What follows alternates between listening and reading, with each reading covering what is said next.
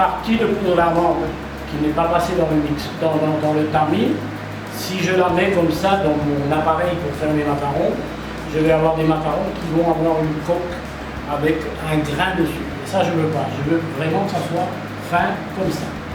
Donc, cette partie de poudre d'amande, je vais la mettre ici dans mon mixeur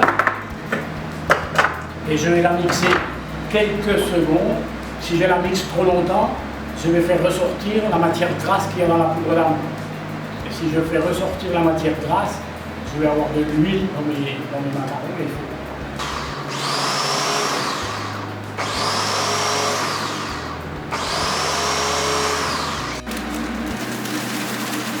Donc là, je mets mon mélange temps pour temps. Mélange temps pour temps, ça veut dire le même poids d'icing sugar que de poudre d'amande. Ça s'appelle un temps pour temps. Que vous fassiez avec de la farine ou du sucre, peu importe. À partir du moment où deux produits sont le même poids, dans le même mélange, ça s'appellera un temps pour temps. Voilà. Donc ça, je vais le réserver, je vais le mettre de côté. Et maintenant, on va passer donc à la pesée des blancs. On va séparer en deux, même quantité. Là, j'ai 150 g de sucre, 150 g de poudre d'amande. Je vais avoir 55 g de blanc d'œuf, 2 fois 55 g. Une partie que je vais monter en neige, en meringue italienne, et l'autre partie que je vais garder telle que, et qu'on va incorporer après, on va voir comment. Là, on va commencer maintenant. Maintenant qu'on a tamisé notre poudre d'amande, on va faire la meringue italienne. Donc la meringue italienne, c'est des blancs montés avec un sucre cuit. Voilà. Donc, je vais préparer ici mon sirop. Donc le sirop, c'est simplement du sucre avec de l'eau. Qu'on va monter à une température entre 118 et 121 degrés. Et là, je vais porter à ébullition jusqu'à 118 degrés mon sirop. Une des bases principales du macaron, c'est le blanc d'œuf. Le blanc d'œuf, il faut qu'il soit vieilli, c'est-à-dire qu'on va clarifier les œufs. Clarifier les œufs, c'est-à-dire séparer le jaune des blancs. Les blancs, on va les mettre au réfrigérateur pendant 3-4 jours. Ensuite, on va les ressortir la veille où on va faire les macarons pour les ramener à température ambiante. Quand on fait de la pâtisserie sur les macarons ou autre chose, il faut que tous les ingrédients soient toujours à température ambiante et tous à la même température. Donc là, j'ai mes blancs d'œufs, on les voit très bien, vous voyez comme ils sont clarifiés, presque liquides et non pas trop gluants comme un blanc d'œuf quand on vient de le clarifier là. Et je vais donc peser deux quantités identiques de blanc d'œuf. Pour cette fournée de macarons, je vais mettre 2 fois 55 g. La première partie, je vais mettre dans le bol mixeur. Là, je vais la monter, je vais monter les blancs et ensuite les cuire avec le sucre à 118 degrés. Et la deuxième partie, on va voir un petit peu plus tard ce qu'on fait avec. Donc là, je vais en mettre 55 g. Voilà. Et à nouveau 55 g ici. Voilà. Donc cette partie, on va la mettre en mixeur en route à vitesse moyenne, juste pour faire un petit peu émulsionner, rentrer un petit peu d'air dans les blancs. Pendant ce temps-là, je vais aller cuire mon sucre. Donc là, je vais monter mon sirop à une température de 105-110 degrés. Dans un premier temps. Donc là maintenant, je vais accélérer mon mixeur en vitesse maximum. J'accélère, et mon sucre est en ébullition. Et maintenant, le laisser retomber. Parce que comme j'ai une casserole à fond épais, ça continue de cuire. Si je cuis trop, je ne vais pas pouvoir réussir ma meringue italienne. Donc il n'y a plus de bulles. Je vais le verser un tout petit filet.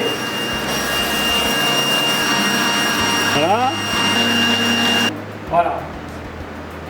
Pour voir si une meringue est réussie, une meringue italienne est réussie, on appelle ce qu'on appelle ici le bec d'oiseau. Je plonge mon fouet dans la meringue, je retire et j'ai ici un bec d'oiseau. Voilà. Là, je suis sûr que ma meringue est réussie. Donc je vais enlever ce fouet. je vais mettre ici ce qu'on appelle la feuille. Je vais mettre à vitesse moyenne. Et la deuxième partie de blanc d'œuf de tout à l'heure, 55 grammes, je vais les ajouter comme ça dedans, jusqu'à ce qu'ils soient mélangés avec la meringue. Ensuite, je vais prendre mes poudres que j'ai tamisées tout à l'heure et je vais les incorporer en une seule fois dans mon bol. Pas trop longtemps, pour pas casser trop la meringue. On fait des macarons, on ne fait pas de meringue, donc on n'a pas besoin d'avoir une meringue trop montée. Si je fais une meringue avec trop d'air dedans, je ne vais pas avoir des macarons, je vais avoir une meringue aérée. C'est pas ça que je veux. Donc on casse quand même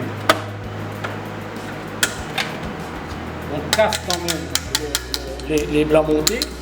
Hein. Et là, je vais finir de macaronner, ce qu'on appelle macaronnage.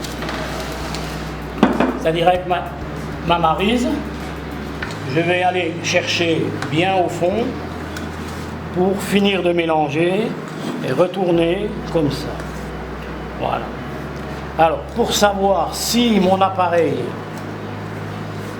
est réussi et je vais pouvoir avoir des macarons normalement corrects, je prends ma maryse et là je dois avoir un ruban.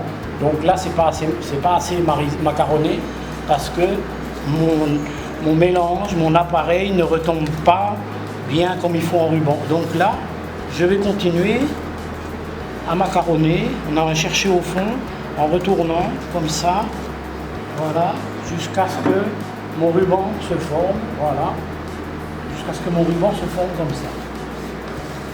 Ensuite,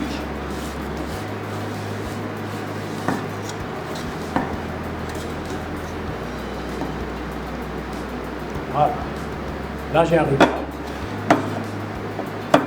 mon appareil est prêt, je vais prendre une poche à douille,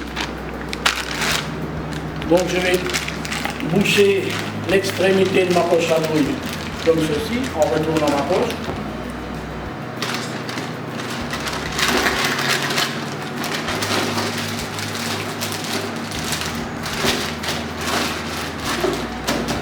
Et je mets à l'intérieur mon appareil à macarons. Alors là, je les fais blancs, hein, vous pouvez faire la couleur que vous voulez. Il y a tous les colorants possibles et imaginables. Là, on est en période de Noël, on va faire du blanc, on va faire du rouge. Mon appareil est prêt.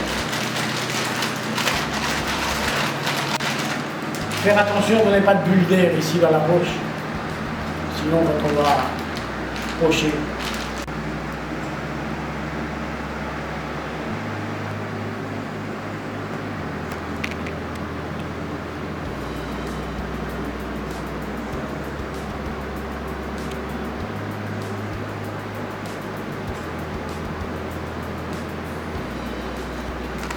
On va taper un petit peu la plaque pour chasser les bulles d'air.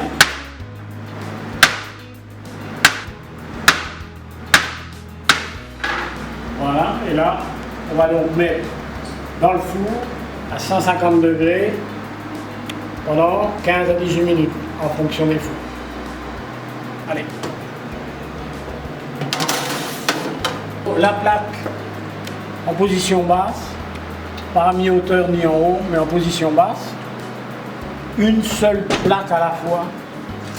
Dans ce type de four, ne jamais mettre plus d'une plaque, sinon il y en a une qui va être réussie et pas l'autre. 18 minutes écoulées, les coques à macarons sont cuites. Et donc on va laisser refroidir les coques sur la plaque avant de pouvoir les décoller.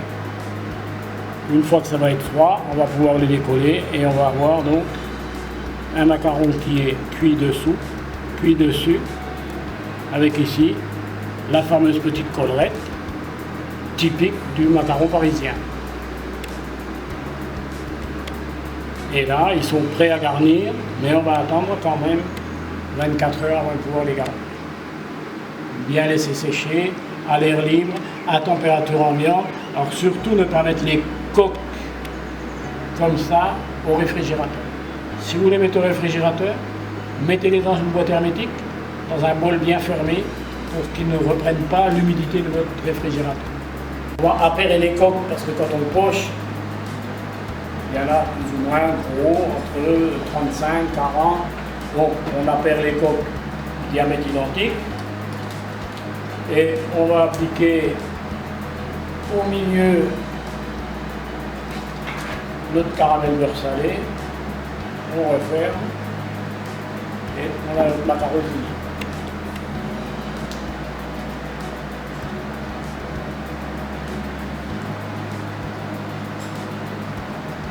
Vous pouvez mettre de la ganache chocolat noir, vous pouvez mettre de la ganache chocolat blanc, vous pouvez mettre de la gelée si ça vous dit de mettre de la gelée.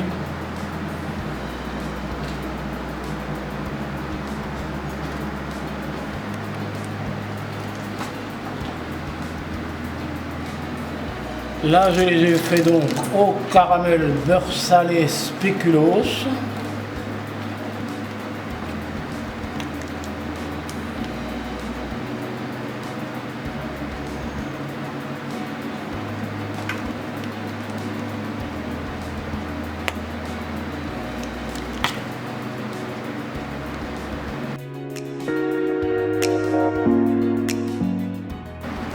Alors les macarons, ça se mange jamais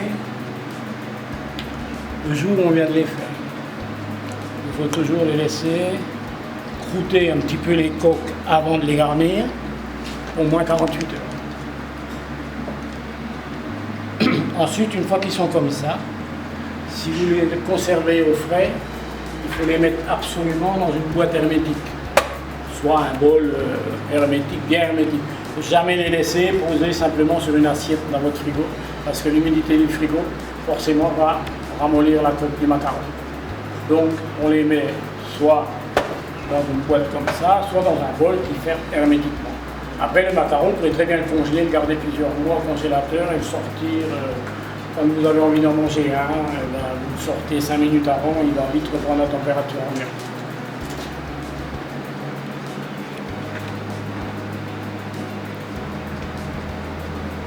On peut faire des deux couleurs aussi, hein. On peut faire du bicolore, c'est pas obligé de